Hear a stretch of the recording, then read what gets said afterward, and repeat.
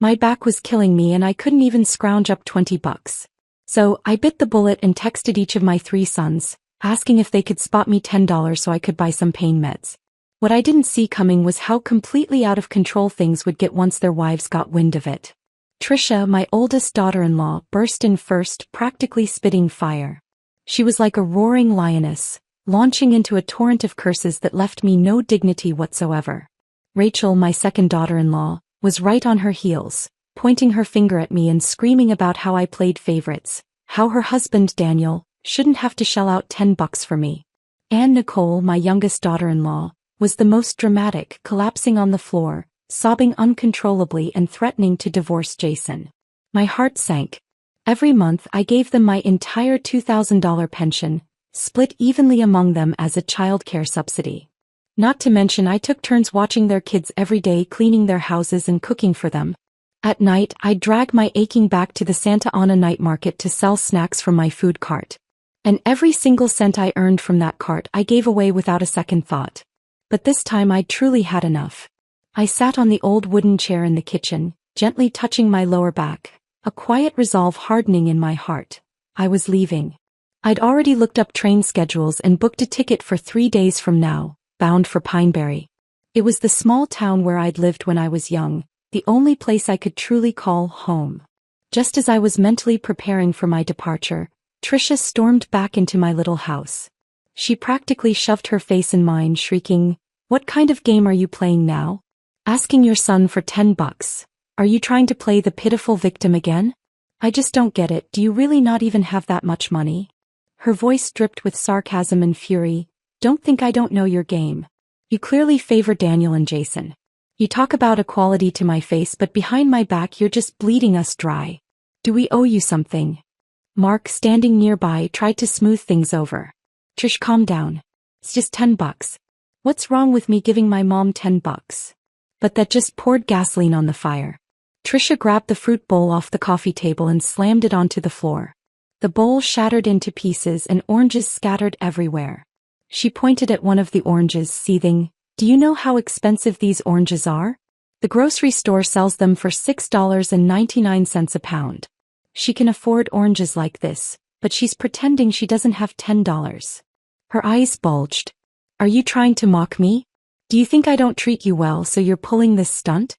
You give Daniel and Jason $1,000 every month, but when it comes to me you're suddenly so stingy. Is it because I'm easy to bully?"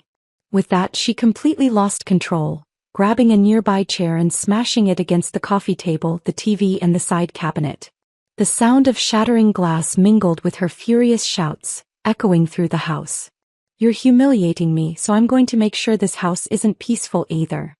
Mark muttered, "Jesus," under his breath, then turned his anger on me. "Mom, why do you have to ask us for money? You know how she is. Aren't you just trying to stir up trouble?"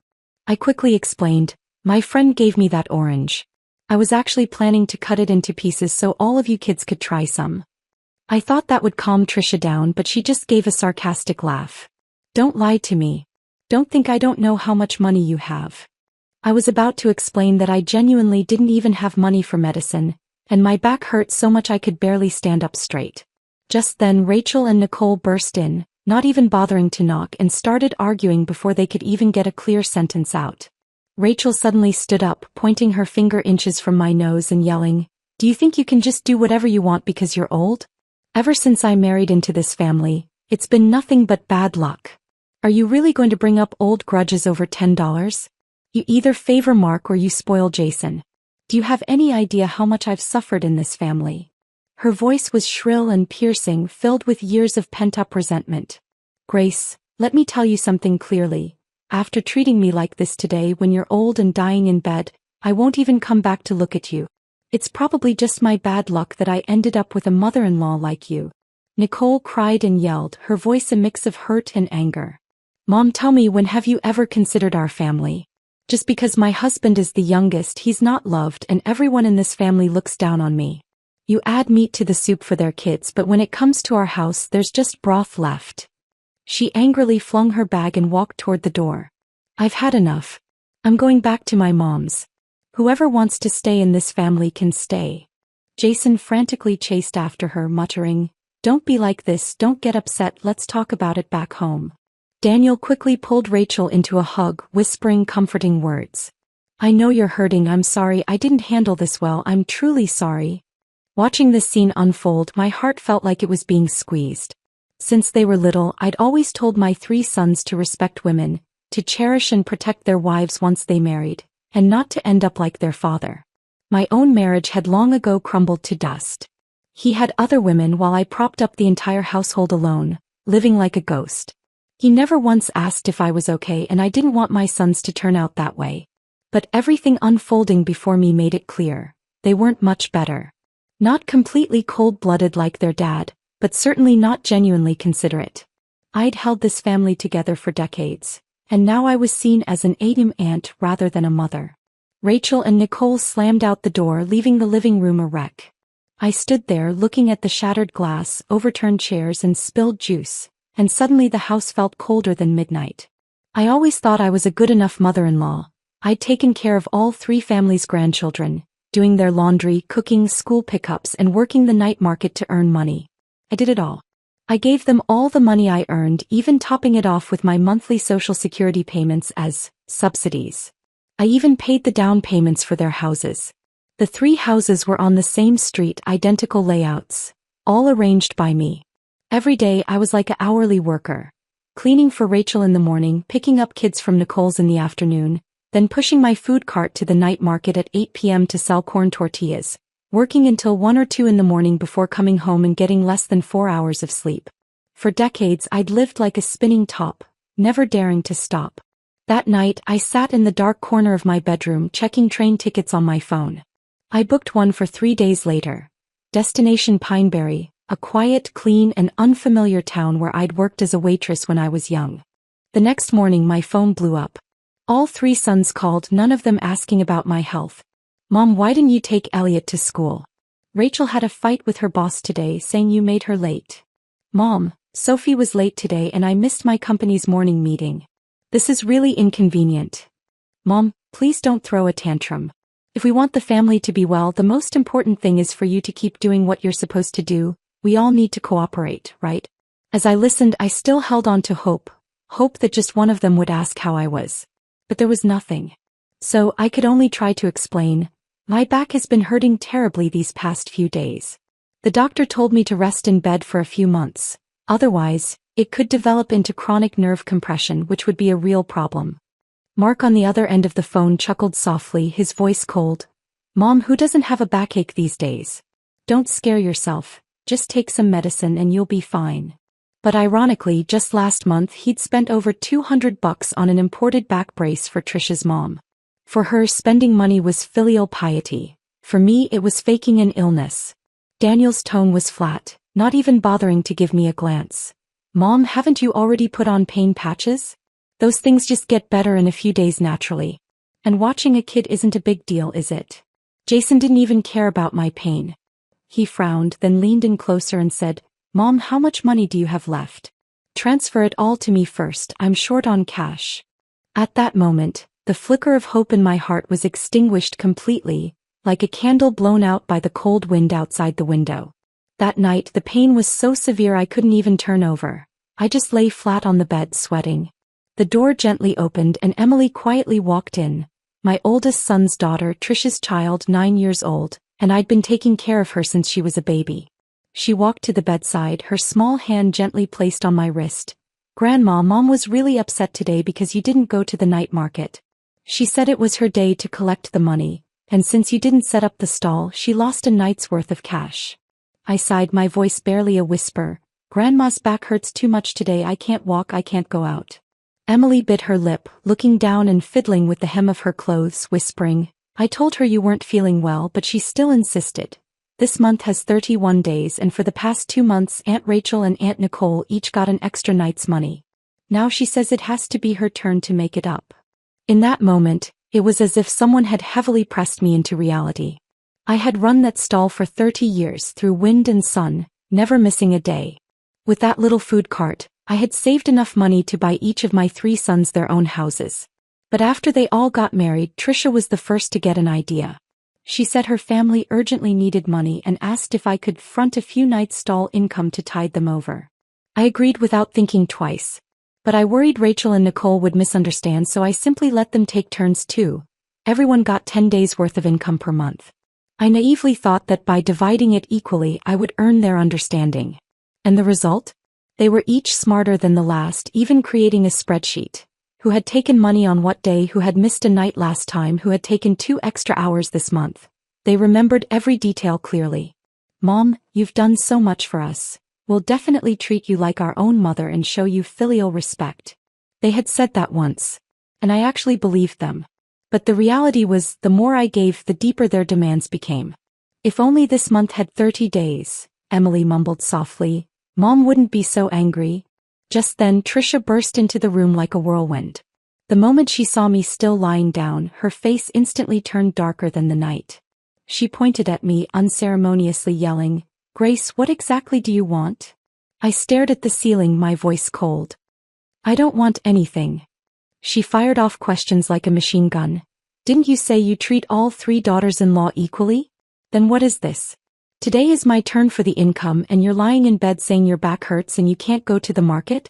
You go sell for Daniel and Jason even when you're tired, but when it's my turn you claim to be sick? Is that fair?"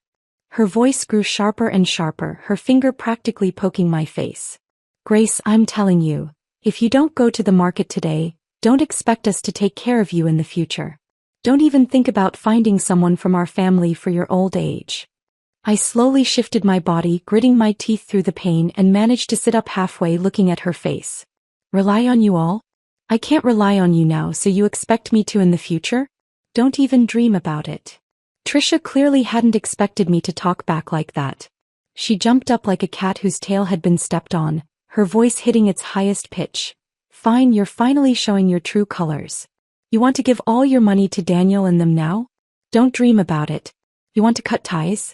I'll grant you that. Let's cut ties, we can even sign a written agreement." I looked at her, my voice as calm as water spilled on the floor. "Then let's cut ties. You say how you want to do it. If you want to sign a document or write a statement, I'm fine with it." Trisha froze on the spot as if I had slapped her unexpectedly. Then her mood suddenly took a turn. Tears came rushing down, pouring down her face, and she sobbed as if she had suffered the greatest injustice. "Oh God, what did I do to deserve this? To have such a biased mother-in-law, what's the point of living? I can't live like this, I'm divorcing Mark, divorcing him today." This wasn't the first time. Whenever Mark and I displeased her even slightly, she'd pull out the divorce card to pressure me. That night, Mark burst in fuming and stood at my bedroom doorway yelling, "Mom, what on earth are you trying to do? Trisha has trashed the house like a war zone, dishes shattered everywhere. Can't you just go comfort her? It's just a matter of apologizing. Do you have to make such a big deal out of it?" I lay still on the bed as if this house had nothing to do with me. Seeing that I wasn't speaking, his anger flared up. "Are you just going to sit there calmly and watch your family fall apart? Are you satisfied with this?" With that, he slammed the door shut, the loud bang echoing through the entire house. The next morning I went to the only person I could trust. My friend Lorraine Moss. We'd been selling food together at the Santa Ana night market for almost 2 decades, from working for others to becoming partners. She had always been my best friend. I told her I wanted to move back to Pineberry. The problem was I had no savings whatsoever. The money I'd earned over the years had been taken by my 3 daughters-in-law for various reasons. My only way out was to sell the old house I was living in. It was a single-story ranch house built in the 1980s, with 3 bedrooms, 1 living room and a small yard with tomatoes and mint. I'd bought it when the kids were young using my night market income. I'd purchased it with a mortgage which had long since been paid off. Nowadays, house prices in this area had soared, with new developments starting at $500,000. Although my old house was older, it had a good location and decent surrounding school districts. Coincidentally, Lorraine's niece was looking for a house. Her and her husband's budget wasn't high enough to buy a new home, and they were struggling. I offered them a sincere price. $150,000. Far below market value but enough for me to start fresh. That afternoon they came to see the house. Although it was an older house, I had always kept it very clean. The roof had just been redone and the plumbing and electrical systems had also been repaired by professionals. Lorraine patted her chest and guaranteed, "You'll definitely get a bargain with this house. It's just 2 blocks from the main street, a 5-minute walk to the subway station. The location is fantastic." They immediately agreed. After all, mortgages were tough to get these days and a move-in-ready house was rare. That afternoon we signed the transfer agreement. I opened a checking account and the house payment was deposited immediately, $150,000 sitting quietly on that new card. I treated Lorraine to a plate of barbecue ribs and her eyes welled up as she ate. I knew she was going to miss me. We were each other's only reliable women in this city. Her home life wasn't easy either. Both her daughters-in-law were difficult, constantly bringing up old grievances and accusing her of playing favorites. She cut her steak, then took my hand and said, "Being a mom is really hard. No matter what you do, it's always wrong." I nodded, saying no more. She was right. No matter how much of your heart and soul you poured into it, in the end you were just that unfair mom. So this time I decided to completely pull away and just be myself. That evening I packed my suitcase. There wasn't much to it, just a few old clothes and some important documents. I planned to take the long-distance bus to Pineberry early the next morning. But just before I went to bed, the doorbell rang. Soon Rachel arrived, then Trisha, and finally Nicole. They each sat on my living room sofa, their faces etched with awkward, strained smiles, all holding back what they wanted to say. Rachel was the first to speak, her tone none too polite. "What exactly are you planning to do? Just completely let loose? You didn't set up the stall yesterday and you've been lying around all day today, not even watching the kids. Didn't you say your back hurt? But you seem to be walking just fine. Why haven't you seen a doctor? Or are you just faking it?" Daniel's face was stern, as if he were interrogating me. "Mom, this really isn't good. We're family. Even if there are disagreements, you shouldn't take it out on the kids. The stall isn't open, no one's watching the children. You're being so willful, it's not like you." Trisha gave a sarcastic laugh. "Do you feel like you're living a quiet life now? But don't forget, you're not getting any younger. When you get sick or have an accident in the future, won't it still be us who have to take care of you? You've quit today, what will you do tomorrow?" Trisha sneered, her tone carrying her usual sarcasm. "Are you enjoying flexing your muscles right now? Just openly saying you want to cut ties. Do you think you can still walk around now and someone will still take care of you when you're paralyzed in bed? Some people just live without knowing their place." Nicole, not to be outdone, crossed her arms, her face a mix of aggrieved indignation. "I was late for work today. No matter how unhappy you are, these grandkids are yours too, right? What do you mean by just washing your hands of them? Are you trying to cut ties or just seeking attention?" I answered her coldly, my voice flat. "Since they are also your children, let their fathers take care of them. I'm just their grandmother. Why should I be responsible?" At that, Trisha's eyes turned red with anger. She sprang up, waving her finger wildly in front of me. "You really dare say that? You, a grandmother, saying something like that? Are you even fit to be our children's grandmother? You're clearly saying you don't want to bother anymore, right?" I looked up, meeting her gaze, and replied word for word, "That's right, I don't want to bother anymore. I've done my best my entire life just to raise my own children. Your own children, you figure it out. Don't threaten me with family. Real family doesn't do this kind of thing. You've taken enough from me. From today on, no one is getting anything else from me." After I finished speaking, the room instantly fell silent. Trisha's mouth hung open, unable to retort. Rachel raised an eyebrow, saying nothing. Nicole rolled her eyes in disdain. Their 3 husbands, my 3 sons, also sat there as if they'd been struck dumb, not a sound from any of them. I knew they hadn't expected me to erupt. In that moment I finally said what had been weighing on my heart for years. The old me would tolerate everything, do everything, never dare to talk back, tirelessly living like a tool. But today I'd had enough. Rachel was the first to break the silence, a cold smile on her face. "Grace, are you really sure about this? If you're truly going to burn bridges, then don't expect us to help you one bit in the future." Nicole added fuel to the fire. "I think you're just so ungrateful. Do you really think your $1,000 a month subsidy makes you a sugar mommy?" Jason's voice began to harden. "Mom, that's enough, stop making a scene. You've rested long enough today. Starting tomorrow you go to the market and you watch the kids."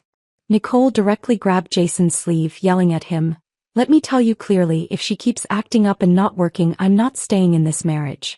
Without the elders' support, this marriage will fall apart. I can live better without you. Jason quickly tried to calm her down. All right, don't be angry, she won't really abandon us. Mark and Daniel also quickly urged me, Mom, don't be impulsive. The family still relies on you. The kids need you and the stall needs you. Let's just move past this little disagreement. But my heart was utterly dead. I closed my eyes, not wanting to say another word to them. My decision was made. Tomorrow I would leave this city and these people. At 5 in the morning, I slung my old travel bag, a faithful companion for over a decade, over my shoulder. Inside were just a few changes of clothes and a pair of worn-out shoes. I took a taxi to the station. Once on the bus, I didn't look back. Outside the window, the city lights receded rapidly, much like my life, left behind by time, unable to grasp onto anything. Soon after the bus started, a young girl sitting next to me smiled and offered me a piece of bread. Ma'am, you look a little tired. Here, have this.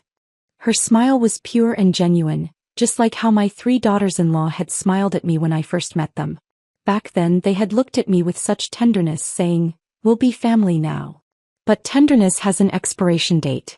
The closeness we once shared had been slowly eroded by reality. Time moved forward, but people drifted further and further apart. I took the bread, softly saying, "Thank you." On the ride, the young girl next to me enthusiastically chatted about popular live streaming platforms. I wasn't particularly interested, but looking at her bright face, I suddenly realized, my own children had never shared their world with me like this. 10 hours later, I finally arrived back in Pineberry. Today's American society is dominated by towering buildings and rapid expansion, but this small town on the edge of Oregon still retained a quiet desolation. The air here was filled with the scent of pine and earth, crisp and silent, yet it also sent a chill down my spine. I had been gone for over 2 decades. Almost none of the young people in town recognized me. Only a few white-haired, slow-moving elders still managed to call out my youthful name. The old wooden house I once lived in had half collapsed, the yard overgrown with weeds, and the windows were just precarious, empty frames. The mayor Hawkins was a kind old man. Hearing I was back, he suggested I temporarily stay in the staff dormitory behind the town hall. Without much thought, I withdrew $20,000 in cash from my new account and gave it to him to hire someone to build a simple cottage, entrusting him with the construction and procurement. In the days I waited for the house to be built, I reopened my phone. Dozens of voicemails and texts, all from my 3 sons and their wives. They had added me to a family group chat titled, "All for Mom," but every message felt like an accusation. "Mom, are you crazy? You sold the house without telling us. The police said you left the state. Why are you going to Pineberry? Who even knows you there? What do you mean by just ditching everything here? Now Sophie's late for school every day and getting called out by her teacher, and I'm late too. Do you know how embarrassing that is for me? Can't you just come back and take care of the kids? Do you really have to force us to quit our jobs? Our family is already stretched thin and you just ran off and left everything? You're the most irresponsible mother I've ever seen. Are you planning to completely cut ties with us?" I looked at their words, my fingers unhesitatingly typing a single sentence. "From now on, our relationship is over. I will be deleting your contact information. Please do not contact me again." After sending it, I removed and blocked each of them from my phone cleanly and decisively. It was time to live for myself. I spent a few days marking out 2 plots of land on Pineberry's north slope, one for growing grains and the other to create my own garden. I had loved flowers when I was young, but back then I couldn't afford to spend money on them. Being a mother always meant putting myself last. Now I could finally unleash the passion that had been suppressed for decades. I hired a small construction crew from town, and they built a red brick house with a front porch in less than a month. I planted corn and green beans behind the house, and I personally tilled the soil in the front yard, planting roses, morning glories, and lavender. Those first few days after moving in, I still felt an emptiness. But I knew I couldn't let it consume me. So, I bought a used camcorder in town and daily filmed snippets of myself planting flowers, harvesting vegetables, cooking and maintaining the yard. In the evenings, I'd edit the footage and upload it to a video sharing website, naming it Granny Grace's Garden. It was just meant to pass the time, but slowly I started gaining followers. From a few hundred to a few thousand, then surpassing 30,000. Some commented that I was their ideal grandmother, some asked me for gardening tips, and others wanted me to teach them how to make stews. I also kept busy sewing aprons, placemats, and even vintage-style dresses by hand. There was a second-hand shop in town that happened to have a Singer sewing machine. I bought it, cleaned it for 3 days and nights, and incredibly it worked. After sewing so much, people even started asking me for custom orders. I uploaded videos of this series as well, and the nickname All Around Granny spread like wildfire. With my new income and my monthly social security, I had more than enough. And I had long decided I wouldn't share another penny with those 3 families. My money was for me to use. Now, buying a tub of pain relief cream no longer meant listening to Trisha's snide remarks. A few days later, my email and social media accounts were suddenly flooded with messages from unfamiliar accounts. It was my 3 sons. They were using burner accounts to send me a barrage of videos of my grandkids. In the videos, the children were sobbing uncontrollably. "Grandma, please come back. We haven't had breakfast for 2 days. No one does the laundry. We're cold and hungry. Grandma, Mommy doesn't work anymore. Daddy says we're broke. Can you just lend us a little money? Grandma, please. Mom and Dad are always fighting now. They throw things, they scream. I'm scared. They say they're getting divorced." Looking at those innocent faces, I didn't waver one bit. I blocked all 3 accounts immediately and stopped responding. A few days later, an unfamiliar number called. Without thinking much, I answered. On the other end, it was Daniel. His voice choked, almost incoherent. "Mom, please don't do this to me. If you don't come back, my family will truly fall apart. I know I was wrong, you can yell at me, hit me, just please don't ignore me. Please come back, okay?" I slowly lowered the phone from my ear and replied to him as calmly as I would to a stranger. "I am no longer your mother." With that, I hung up and blocked the number without hesitation. I thought they would finally understand that I was resolute. To my surprise, just before Christmas, the 3 brothers, along with their wives and children, rushed to Pineberry. They arrived at my doorstep, beaming, with gifts in hand, wearing faces of family reunion. Trisha, for once, wasn't as stubborn as usual. She hung her head, her voice unusually soft. "Grace, please don't be angry anymore. I know I had a bad temper and spoke harshly before. But I didn't mean it. Please don't take it to heart. We're family. It's the holidays. Let's not dwell on it." Rachel added, "Grace, young people sometimes don't know any better and say the wrong things, but deep down they appreciate you. We all know how hard you've worked for this family your whole life. Please give us a chance." Nicole, even more dramatically, grabbed my arm, tears welling in her eyes.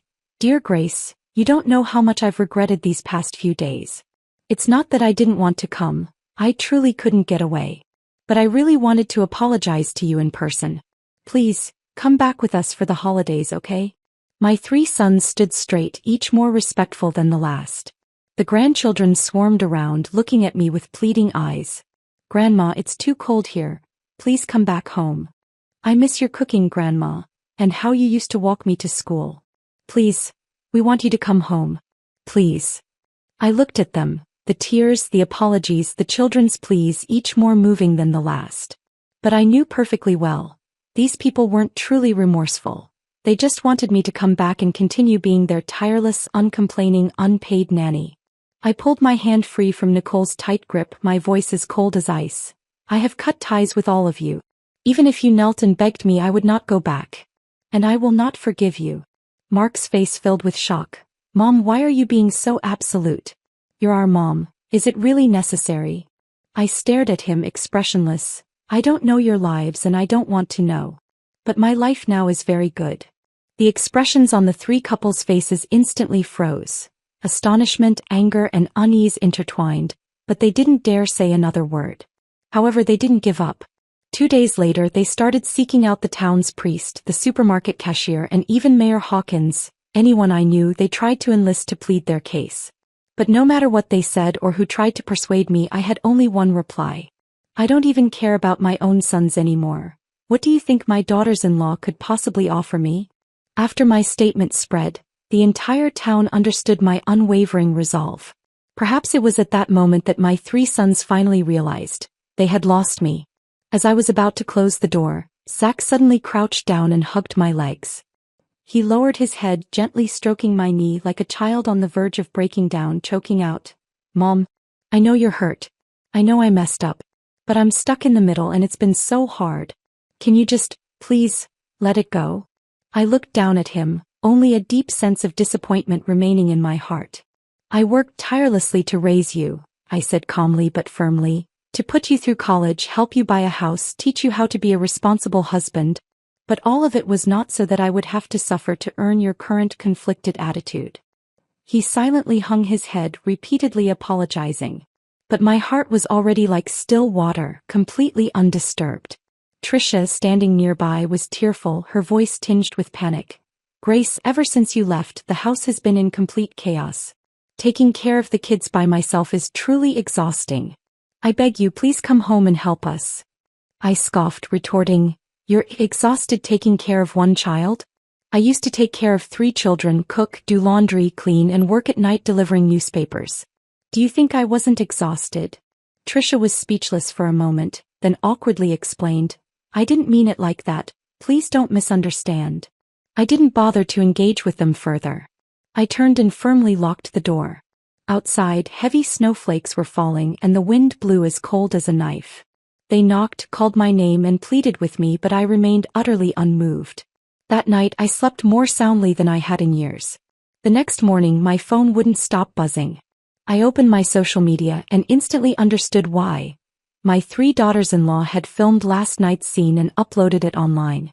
In the video they stood at my front door in thin clothes, shivering and crying in the snow, looking utterly miserable.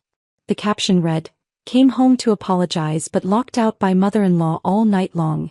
Is her heart truly so cruel?" They even deliberately left my social media handle with a pitiful message. "Because of a misunderstanding we brought the children to reconcile, but our mother-in-law mercilessly turned us away, saying she wanted to cut ties with us." The comments section exploded instantly. "The kids are innocent. Even if you have issues with your daughters-in-law, how can you be so heartless? What kind of evil mother-in-law is this? Her heart is too hard. If one daughter-in-law is a problem, maybe it's a coincidence, but all 3 are impossible? The problem might be with you." In just a few hours my follower count skyrocketed to over 100,000, almost all of them there to curse me. I however thought, good. So I immediately set my account to followers only can comment. Those trolls poured in like a tide, cursing me while following me, their comments flooding faster than a hurricane. I knew their aim: to use online pressure to force me to bow down, to morally blackmail me with public emotion. But they had miscalculated. I quickly released a long statement. "My relationship with my 3 daughters-in-law has officially ended.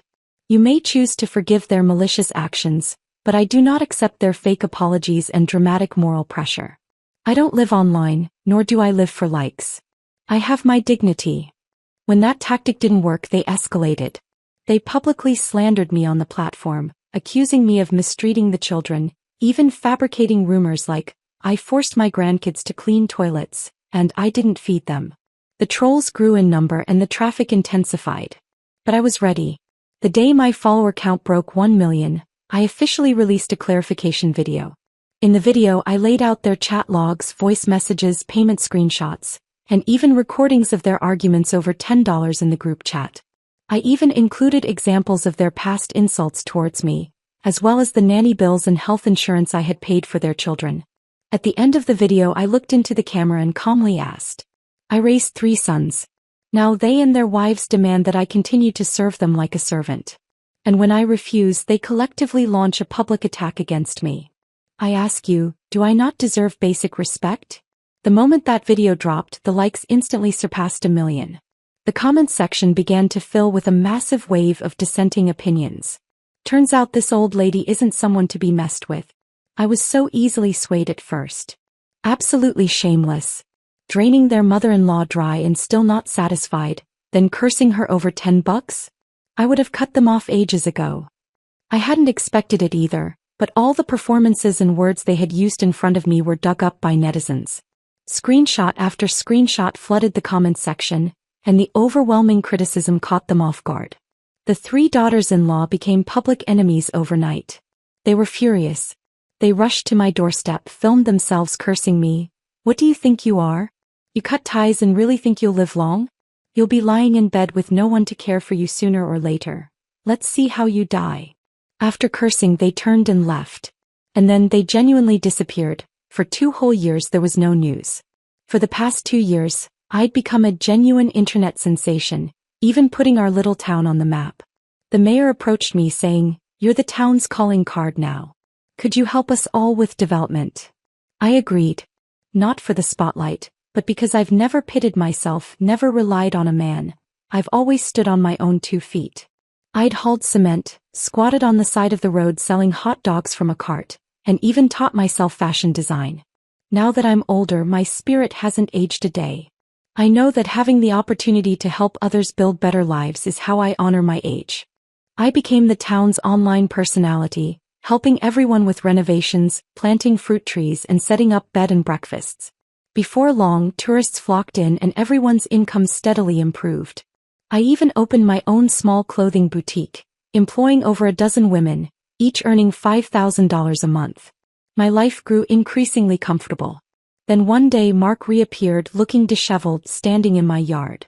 He said his company had laid him off and he wanted to start his own business, hoping I could help. "How do you want me to help?" I asked. "Mom, you're an entrepreneur now. $30,000 is nothing to you. It's a loan and I promise I'll pay you back," he said, his voice sincere. I scoffed. "Do you honestly think I'd lend money to a stranger who shows me no affection?" His face instantly fell and he roared, "I'm your son. You'd rather help strangers than me?" I looked him straight in the eye. "That's right." He fumed, yelled a few more words, and then slammed the door as he left. 2 years later, just before Christmas, I slipped on some ice and broke my leg, ending up in the hospital. To my surprise, all 3 of my sons and their wives showed up together. Trisha hovered, fetching water and fruit. Rachel, while draping a $2,000 mink coat over me, spoke sweetly, "Grace, you're a person of stature now. I wouldn't even spend this kind of money on myself." Nicole, not to be outdone, presented a pair of imported thermal shoes. "Mom, these are from Italy. Expensive but worth it." I smiled, but I knew perfectly well. They weren't there to see me, they were there to see my money. Before, when I was hospitalized with a high fever, not one of them showed up. Back then they'd often say over the phone, "She's not missing hands or feet. Why do we need to go?" Oh. Everyone seemed to have suddenly discovered I was a walking checkbook. I didn't give them a second glance, merely stating, "You really didn't need to go out of your way to visit. I haven't considered us to have any relationship for a long time." The smiles on everyone's faces froze. After a few seconds, Trisha said, "Grace, no matter what arguments we've had, we're still family, aren't we? Now that you're sick and need care, aren't we 3 the ones taking care of you?" Rachel nodded. "Exactly. Others can't be relied on. When it comes down to it, it's us 3 who are with you, feeding you, cleaning you, changing your sheets. Those neighbors just offer cold comfort." Nicole chimed in, "Grace, let bygones be bygones. From now on we'll take turns taking care of you, ensuring you're comfortable. You don't need to worry about those outsiders anymore." I nodded. "You all talk a good game. So you genuinely intend to take care of me?" All 3 said in unison, "Of course." I smiled. "Then it's simple. If you're sincere, then starting next month, each family will pay me $1,500 a month in support. Consider it a token of your sincerity." After a few seconds of silence, the air in the room grew tense. The color drained from all 3 faces almost simultaneously. Just then the doorbell rang. My neighbor, Laura, entered with homemade chicken soup and a bag of groceries, followed by 2 of her friends, Ashley and Emma. As they helped me adjust my bedding, Laura said, "Grace, this pillow isn't soft enough. We'll get you a new one." Laura glanced at my 3 daughters-in-law, her voice low but every word cutting. "You finally showed up, did you? Heard the old lady still has some balance in her retirement account, so suddenly everyone remembers she's family?" Ashley retorted, "If she were bedridden, would any of you wash her, turn her, or clean her? We are her real family." Emma suddenly spoke up. "She doesn't owe us anything, but we owe her a thank you. She gave us trust and kindness, and of course we'll repay it. She's good to us not because she has to be, but because that's who she is. If you've never tried to be good to her, isn't it a bit late to be saying all this now?" My 3 daughters-in-law exchanged glances, then grabbed their bags and stormed out in a huff. After that, I settled comfortably into Emma's home. She insisted I take their sunny guest room, and her kids often came to play with me. I offered to hire a caregiver, but my old neighbors wouldn't hear of it. Emma even had handrails installed and non-slip rugs put down specifically for me. One time, Emma's mother-in-law Helen came to visit me. She smiled and said, "You've taught Emma so much, she's grateful and it makes me happy. The way she treats you, I know she'll treat me, her own mother-in-law, just as kindly in the future." Hearing that, my heart suddenly softened. Relationships, I realized, were never truly built on blood but on the heart. 2 years later, someone told me my 3 sons weren't doing so well. Their jobs were unstable and their family lives were a mess. They even sent relatives to try and reconcile with me, hoping I'd consider our family ties and take them back. I simply shook my head. My life, it finally belonged to me. The kitchen filled with the aroma of coffee, Emma's youngest daughter drawing on my lap, and the sunshine outside making me drowsy. What I wanted wasn't a mansion or a bulging bank account, but simply this: to be genuinely cared for, not for some inheritance but because I was worth it.